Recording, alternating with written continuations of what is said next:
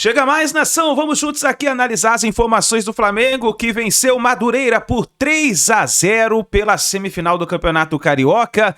A imprensa esportiva repercutiu essa vitória do Flamengo. O primeiro tempo foi meio sofrido, mas o segundo tempo o Flamengo desencantou. E agora o Flamengo já vira o canhão para a partida contra o Lanús, que acontece nesta quinta-feira. Vamos analisar, chega aqui, dá aquela moral, deixa o seu like. Se você não está inscrito aqui no canal Meu Mengão React, peço a você se inscreva, ative o sino das notificações para você receber sempre as informações do Flamengo. Já coloca nos comentários de qual cidade você acompanha nossos vídeos. Você está no Rio de Janeiro, Bahia, Sergipe, Alagoas, Pará, Piauí, Maranhão, no Acre, no Amapá, Rio Grande do Sul, Paraná, Santa Catarina, Mato Grosso. Põe seu estado ou a sua cidade para a gente saber onde tem torcedor do Mengão. Deixa os créditos ao canal da ESPN Brasil, link na descrição. Bora lá para as notícias do Flamengo. Destacar um pequeno foco de crise, mas é a crise de rico. Vamos dar uma olhadinha? Atenção, hein? Atenção, torcedores do Flamengo, vamos lá.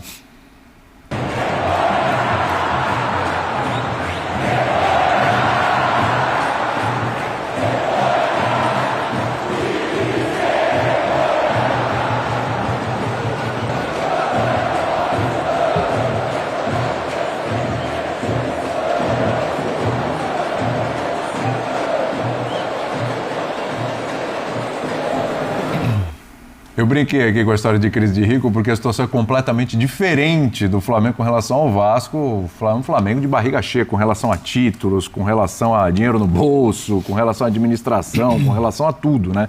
Dá nem para comparar. Então a gente fala crise de rico porque os caras já estão cornetando o time, que na realidade, vamos lá, Calçado, a gente estava até vendo o jogo juntos ali na redação, que na realidade realmente está devendo em termos de atuação e, consequentemente, resultados. Hoje o jogo contra o Madureira, 3-0, aquela formalidade, a gente já sabia que não precisava colocar a cavalaria, foi com um time reserva, que é um time reserva no primeiro tempo que dá inveja para... Eu fico até constrangido. É constrangido, né? Reserva só aí. Constrangido. Nenhum outro lugar seria. Mas o torcedor ficou bravo, o Calçade, que a gente estava falando lá, olha que curioso, com esse time aqui, eu ainda falei para você, Calçade, olha esse time, e os caras 0-0 com o Madureira, aí no segundo tempo colocou a Arrascaeta, aí colocou o Samuel Lino, aí começou a fazer umas alterações e tudo, aí o time fez 3-0 e tá na decisão já do Campeonato Carioca. Chamado reserva de milhões, né? Impressionante, né? Impressionante. Então, assim, Mas o que irritou é que os caras não conseguiram fazer um golzinho no Madureira no primeiro tempo. Eu entendo que a estrutura de uma equipe, que podemos chamar de titular, ela é diferente, porém, a equipe titular pode ter um ataque Plata, Pedro e Cebolinha? Pode. Ele estava em campo hoje. Sabe. Então, eu não vou entrar para essa discussão do reserva, que tem que contratar jogador, porque aí é uma conversa que não cola.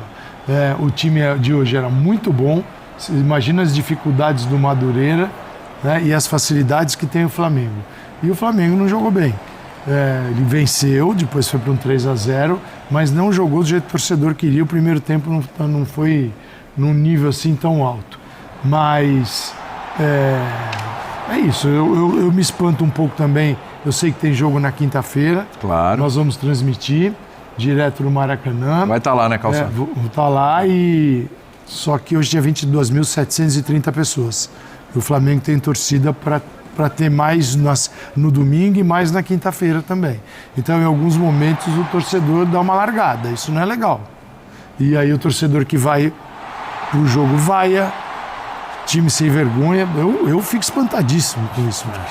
Essa é a questão pra mim, assim, porque espantadíssimo. Nós estamos falando de fevereiro do time que é o campeão brasileiro e campeão da Copa Libertadores. Você ganhar esses dois títulos, desculpa, não tem nada, absolutamente nada que você possa fazer trocar no começo de ano que justifique ser chamado de time sem vergonha, sendo que este mesmo time sem vergonha ganhou o Campeonato Brasileiro e a Copa Libertadores. Perdeu assim, pro PSG nos pênaltis no Intercontinental. Oi? Perdeu pro PSG nos pênaltis no Intercontinental. Exato. Então, assim, cara, eu não... E assim, eu tô falando isso porque não é a torcida do Flamengo. O tempo todo eu me surpreendo, mesmo sabendo que a nossa ideia, a nossa cultura é uma cultura de cobrança de resultado constante e os grandes clubes, eles têm que ganhar títulos e ganhar jogos o tempo todo. Não adianta você ter crédito que você vai tomar porrada se você começar a perder. Mas eu ainda me espanto, assim, como me espantei com o que houve ali com o Abel, como me espanto com o que está vendo agora com o Flamengo, com o que me espanto com, às vezes, com as cobranças para determinados jogadores que têm relações muito fortes com o clube, que são esquecidos de uma hora para outra como se não fosse nada. Então, eu não sei qual é a graça, qual é o prazer, o que você curte no futebol, quando parece que a sua predisposição é sempre de odiar mais do que curtir. É sempre de cobrar, de xingar, em vez de olhar com um olhar generoso, porque esses caras merecem um olhar generoso, não, é porrada o tempo todo porque não fez gol com Madureira. E na boa, qualquer um sabia, e eu imagino que o Felipe Luiz tenha colocado um Arrascaeta, porque ele queria dar 45 minutos de jogo para o Arrascaeta, porque... Na boa, aquele jogo de ataque contra a defesa, a bola ia entrar em algum momento, então nem era necessário, quer dizer, era uma questão burocrática. Eu até entendo que nessa bagunça de calendário que virou essa temporada, e talvez seja o menor dos males, o torcedor não apareça, porque agora é uma quantidade de jogo, e até mesmo jogo decisivo, né? Você tem jogo decisivo na quinta-feira, valendo taça, esse é um jogo decisivo de alguma maneira. Não dá, cara, é um monte de jogo um atrás do outro. Da conquista da Libertadores até agora, o Flamengo fez 19 partidas. Começou com o Sub-20, mas são 19. O Lanús fez a 8ª. Eu digo que a gente, né, tô falando que foi o adversário e vai ser o adversário. Metade. Então, amanhã a gente volta. André, tudo bom, amigo? 4º jogo pelo Flamengo. Dessa vez, o Luiz estava destacando aqui, importante, não sofrer gols. Os 2 primeiros chutes do Madureira, perigosíssimos, de você foi muito bem quando foi exigido. O Ayrton também salvou uma bola ali, quase embaixo da linha, em cima da linha. E aí eu quero saber de você, o que vocês viram dentro de campo, né, e o que mudou para o segundo tempo tem para o time conseguir deslanchar e sair vencedor. Eu agradeço a Deus com essa oportunidade de ter feito um bom trabalho, não ter sofrido gol junto com o grupo. E perante o jogo, nossa equipe foi aguerrida. Acho que em algum momento fomos até um pouco excessivo na disposição, né? Naquela questão de disposição. Queríamos fazer, mas não pensávamos muito na primeira parte. E no intervalo nós pudemos corrigir isso, pontuar aquilo. Acho que na segunda parte o que foi crucial foi a calma. Entendemos que nós íamos fazer, tínhamos capacidade para fazer, mas precisávamos estar tranquilo para poder fazer. E foi isso que nós fizemos e conseguimos um resultado positivo. Quinta-feira, decisão, torcida já deu recado, é guerra. Sim, minha primeira decisão aqui no Maracanã, quanto com o apoio da nação. Nosso grupo está trabalhando bastante para poder reverter isso e sair com o título. Boa, obrigadão, tá? Parabéns pela atuação. Espetacular, como eu falei. Foi exigido 2 vezes ali no segundo tempo, foi muito bem, defesas seguras, saiu aplaudido também o André completando o seu 4º jogo com a camisa do Flamengo, Emerson. Com muita dificuldade. Primeiro tempo, o time não conseguiu criar. A gente chamou a atenção de uma palavra que o Lázaro trouxe, que realmente faltou no Flamengo no primeiro tempo, que foi o refino. Faltava aquele jogador que tivesse o passe com mais qualidade, com mais tranquilidade, e fizesse o time fluir com mais tranquilidade. Manter a posse de bola com melhor qualidade no campo ofensivo. O Flamengo não conseguiu criar esse último passe com facilidade. E aí veio a sonora lá de cima. Aquela sonora. Time sem vergonha, aquela pressão. E aí, diante desse cenário, a gente já tinha chamado, eu e o Pouso já tínhamos chamado a atenção que faltava um jogador com essas características no meio-campo do Flamengo.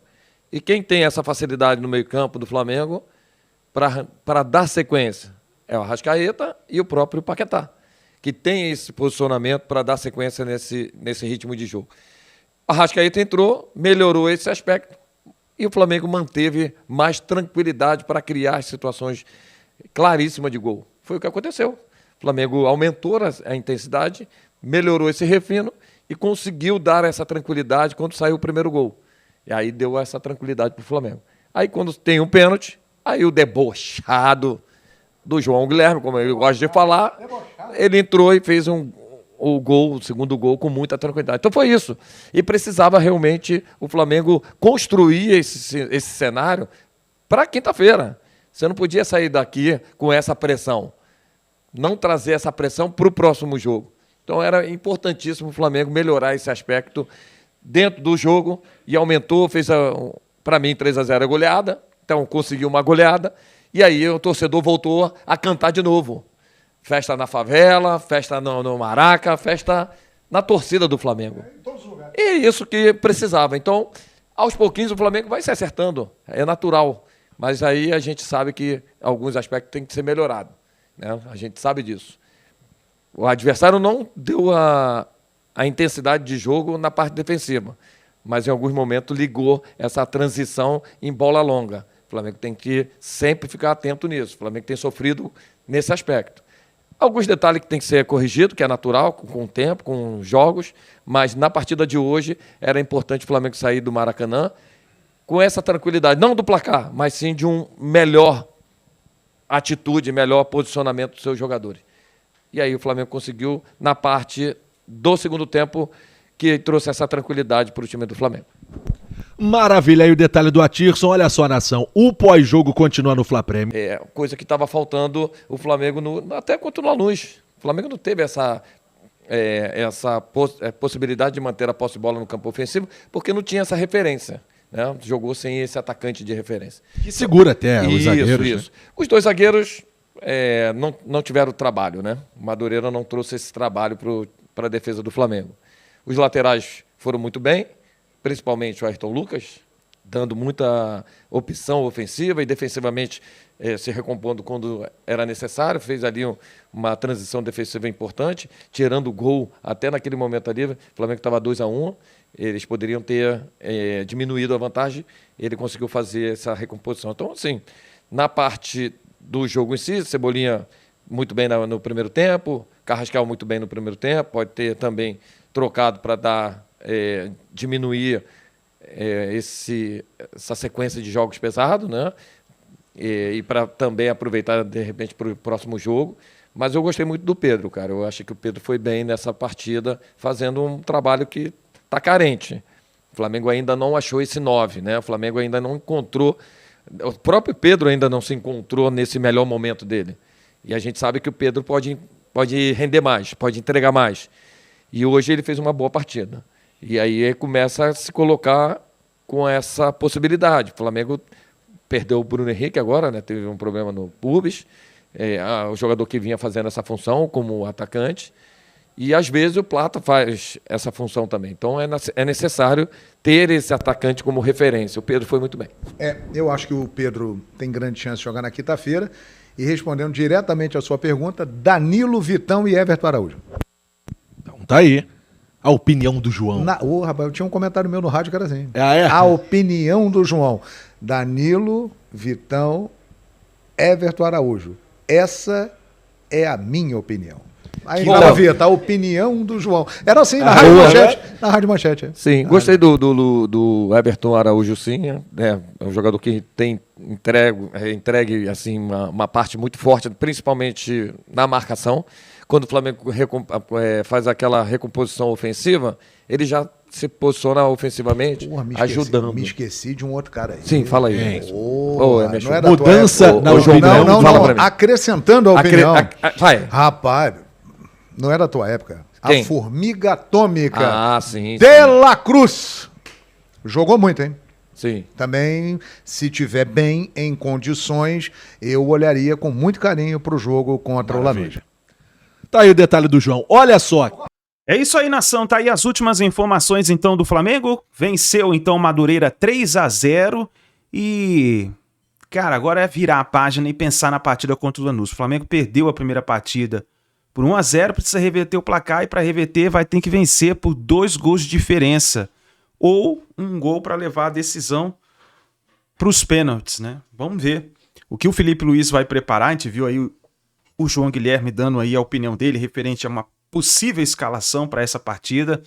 Vamos ver o que vai acontecer. Muito obrigado por você estar aqui até o final do vídeo. Não se esqueça, deixa o seu like, se inscreva no canal e daqui a pouquinho a gente traz mais informações do Flamengo para vocês. Desse lado aqui vou deixar coletivo do Felipe Luiz após a partida de hoje, o Flamengo 3, Madureira 0. A gente se vê no próximo vídeo.